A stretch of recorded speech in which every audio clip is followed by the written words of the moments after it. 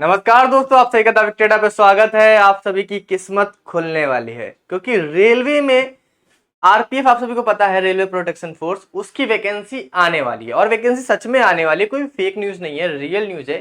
जितने भी आप सबने वीडियो देखे सारी रियल वीडियो है, मगर मैं आप सभी को थोड़ा सा और डिटेल में समझाने वाला हूँ, ऐसा और बताने वाला हूँ जो आप सभी को नहीं पता होगा शायद। चलते वीडियो को स्टार्ट करते हैं। वीडियो अच्छी लगी वीडियो को लाइक करके चैनल को सब्सक्राइब कर दे। ये नोटिस आप सभी को हमारे टेलीग्राम चैनल पे मिल जाएगा, तो टेलीग्राम से जुड़ना ना भूले। कमेंट बॉक्स में मैंने डिस्क्रिप्शन बॉक्स में मैंने पिन कर दिया है, डाल दिया वहां पर लिंक टेलीग्राम का। ये चैनल के अबाउट सेक्शन में मिल जाएगा। चलते हैं वीडियो को स्टार्ट करते हैं। देखिए, सबसे पहले आरपीएफ के बारे में आप सभी को बता दूं। आपको पता ही होगा, रेलवे स्टेशन पे जाते हो, जो मतलब जो खाकी वर्दी में होते हैं वो कौन होते हैं? आरपीएफ ही होते हैं, ठीक है। और इसमें भर्ती किस तरह से आती है? देखो, यहाँ पर रेलवे में दो तीन तरह से भर्तियां आती है। आपके ग्रुप डी की आती है, लोको पायलट की आती है, अब फिर आती है आप सभी की एनटीपीसी की, जो आपकी नॉन टेक्निकल वाली पोस्ट होती है, उनकी भर्तियां आती है। तो ये जो होता है, ये जो भर्ती जो अब तक कराती थी, ये आरआरबी कराती थी, रेलवे रिक्रूटमेंट बोर्ड, वो कराती थी। मगर अब क्या है कि बहुत सारी वैकेंसियां जो थी, अब पूरी आरआरबी तो करा नहीं सकती थी, इसलिए आरपीएफ की जो वैकेंसी थी वो आरपीएफ खुद से अपना कराती थी। वो रेलवे की जो बोर्ड थी, उन्होंने ये जिम्मा उठा रखा था कि जो भी ये सिक्योरिटी वाली फोर्सेज हैं उनकी जिम्मेदारी हम लेंगे, हम कराएंगे।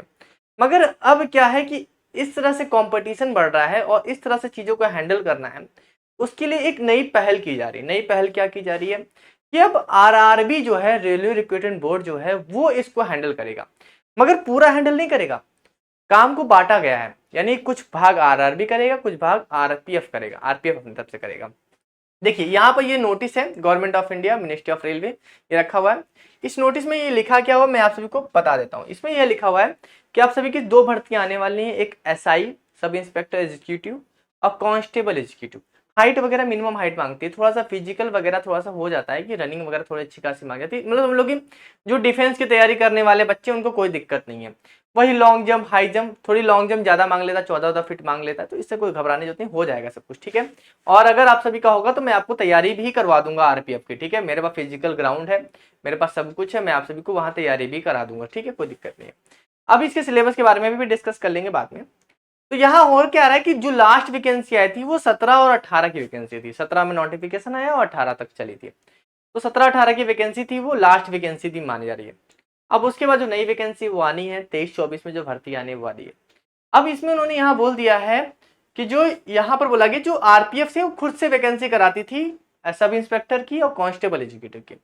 मगर यहाँ पर अब जो बोला है कि आरआरबी को ये मौका दिया जा रहा है कि वो इस भर्ती को कराए, मगर पूरी तरह से कंडक्ट नहीं कराएगी, केवल इसका फर्स्ट फेज कराएगी। फर्स्ट फेज में क्या क्या चीजें कराएंगी, जैसे एप्लीकेशन लेना, उसकी स्क्रीनिंग करना, जांच करना कि हाँ एप्लीकेशन सही है कि नहीं, फोटो वगैरह डॉक्यूमेंट सही है कि नहीं, एजेंसी हायर करना, फिर उसके बाद कंडक्टिंग सीबीटी, यानी कि कंप्यूटर बेस्ड टेस्ट जो होगा उसको कंडक्ट करना। देखिए, इसका जो जो सिलेबस है थोड़ा सा अलग है, इसमें जीएस 40 क्वेश्चन आ जाते हैं। अब देखिए, पुराना सिलेबस है तो उसको डिस्कशन करूंगा अभी सही से, अभी थोड़ा इस पे बात कर लेते हैं, ठीक है। और उसके बाद जो सेकंड फेज है, सेकंड फेज आप सभी का क्या है, फिजिकल है, जहां पर आप सभी का फिजिकल स्टैंडर्ड टेस्ट होगा और फिजिकल एफिशिएंसी टेस्ट होगा, यानी कि पीएसटी पीटी, जो भी डिफेंस वाले उन जानते हैं पूरी तरह से, ठीक है। तो वो सारी चीजें होंगी इसमें। इसमें रनिंग होगी, लॉन्ग जंप होगी, हाई जंप। ये कौन कंडक्ट कराएगा? ये आरपीएफ कंडक्ट कराएगी, क्योंकि आरआरबी आरआरबी उस पैमाने में करा ही नहीं पाएगी। क्योंकि आरआरबी कराने जाएगी तो आरआरबी और आरपीएफ को एक साथ मिलकर ही कराना पड़ेगा। तो इसीलिए उन्होंने बोला कि पहले फर्स्ट फेज जो है वो करा लेने दो आरआरबी को, क्योंकि उसको बहुत ज्यादा एक्सपीरियंस हो चुका है, बहुत सारे एग्जामिनेशन करा रहे हैं और लगातार करा रहे हैं, तो कोई दिक्कत नहीं है, वो एग्जामिनेशन वगैरह कंप्लीट करा लेगी। क्योंकि उसने ग्रुप डी के हो गया, एनटीपीसी हो गया, जो टेक्निकल पोस्ट आती है, लोको पायलट वगैरह, उन सबका करा ही रही है, तो ये भी करा देगी, चलो सीबीटी करा देते हैं। मगर जो फिजिकल वाला हिस्सा है, जो पीएसटी वाला है, वो आरपीएफ खुद कराएगी उसको, ठीक है।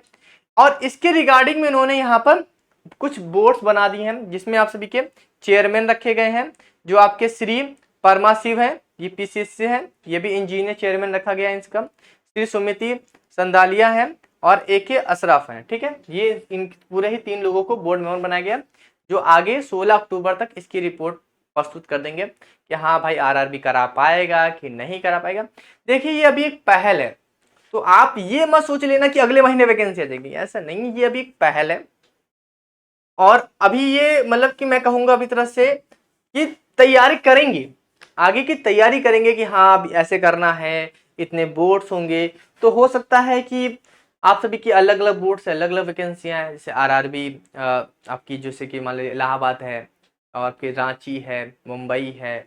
तो इस तरह से अलग अलग बोर्ड से आप सभी की अलग अलग परीक्षाएं होंगी, तो अच्छा रहेगा, ऐसी बात नहीं, बढ़िया रहेगा आप सभी का, ठीक है। और बढ़िया से होगा और अच्छा रहेगा। अगर आरआरबी कराती है तो मुझे लगता है कि काफ़ी अच्छे ढंग से हो जाएगा और काफ़ी सही तरीके से हो जाएगा, जल्दी भी हो जाएगा। और आरपीएफ कराता है तो शायद मुझे लगता है कि थोड़ा टाइम लेगा, क्योंकि आरपीएफ को इतना एग्जामिनेशन कंडक्ट कराने का एक्सपीरियंस है नहीं, क्योंकि आरपीएफ की वैकेंसी हर बार आती नहीं है। और आरआरबी हर वैकेंसी निकालता रहता है, कभी जेई की निकालता है, कभी आप सभी की लोको पायलट की निकालता है, कभी टेक्नीशियन की निकालता है, कभी ग्रुप डी, कभी एनटीपीसी। तो मुझे लगता है कि आरआरबी ज़्यादा सक्षम है। ये अच्छी पहल है आरआरबी के द्वारा, मतलब रेलवे बोर्ड द्वारा ये अच्छी पहल है कि ये इस तरह से कंडक्ट करा रहे हैं और फिजिकल को आरपीएफ को दे रहे हैं। तो आप सभी से मैं ये कहूँगा कि आप तैयारी में लग जाओ। तैयारी में लगने का मतलब क्या है? अब देखो, आपसे मैं ये नहीं कहूँगा कि बैच लेना शुरू कर दो, मगर मैं कहूँगा कि अभी से अपनी बेसिक अंडरस्टैंडिंग शुरू कर दो। मैथ भी इसमें बहुत इंपॉर्टेंस रखती है। अगर मैथ की आप क्लासेस करना चाहते हो तो रात को 9 बजे, या फिर कमेंट बॉक्स में आप मुझे बता देना कि क्या मैं इसके लिए एक इंडिविजुअल ही चला दूं, आरपीएफ के लिए, आरपीएफ की तैयारी के लिए ही इंडिविजुअल ही चले, सब कुछ इंडिविजुअल, सारी क्लासेस इंडिविजुअल चलें आरपीएफ के लिए।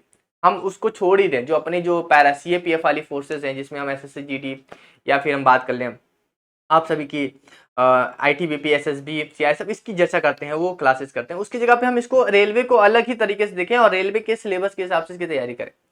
तो आप जैसा बोलना कमेंट बॉक्स में वैसा करेंगे। मगर आप सभी के लिए खुशखबरी है, और इसमें हाइट भी बहुत कम, 165 सेंटीमीटर मांगती है जनरल कैंडिडेट के लिए। तो हाइट आरपीएफ में कम ही मांगती है, कोई दिक्कत नहीं है इसमें हाइट का, ठीक है। और सभी के लिए इक्वल हाइट मांगते हैं, ऐसा नहीं है कि। और मैं इसकी डिटेल में और भी वीडियो बना दूंगा आप सभी के लिए, और भी डिटेल में आप सभी को समझा दूंगा, ठीक है। मगर खुश हो जाओ आप सभी, आपके लिए वैकेंसी आ रही है। चलिए अभी के लिए चलते हैं नेक्स्ट वीडियो में। Thank you so much.